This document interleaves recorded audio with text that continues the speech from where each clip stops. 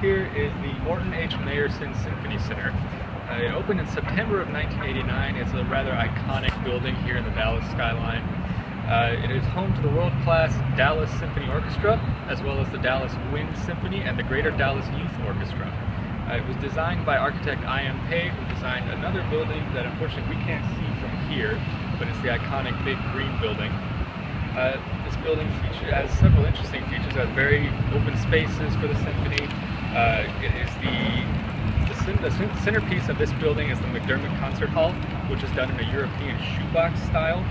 It features 74 thick concrete doors that weigh about 2.5 tons each. These can be adjusted and open and closed to increase or decrease the reverberance of the sound in the hall. There are 56 acoustical curtains within the concert hall and the reverberation chamber to help diminish sound vibrations depending on what is being performed in the hall.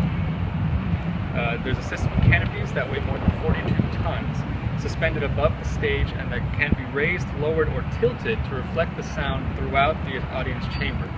The canopies also assist the musicians to hear one another and accurately assess the music that they're playing. The whole building has little touches of elegance. The architecture is very interesting, like this pillar and the beam right there. It just gives it a very cool, modern look, while still being fairly simple in I.M. Pei's style.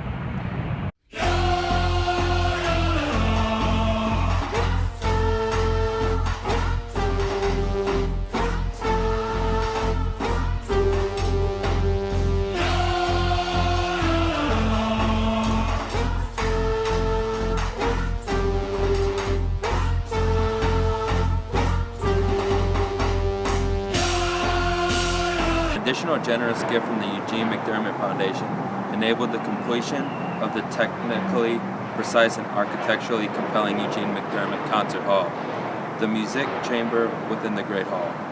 Ground was broken on September of 1985 and in September of 1989. The Morton H. Meyerson Symphony Center opened its doors to the international critical acclaim.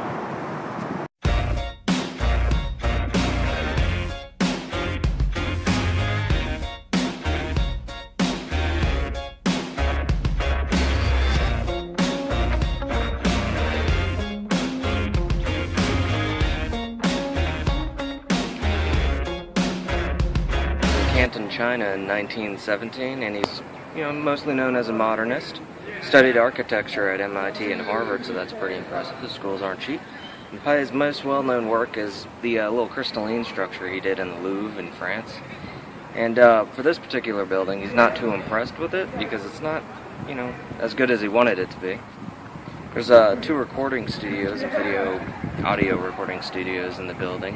It has 211 glass panels, none of which are the same, so a little math involved in there. And on an annual basis, there are over 325 concert events, and that's not including all the other events.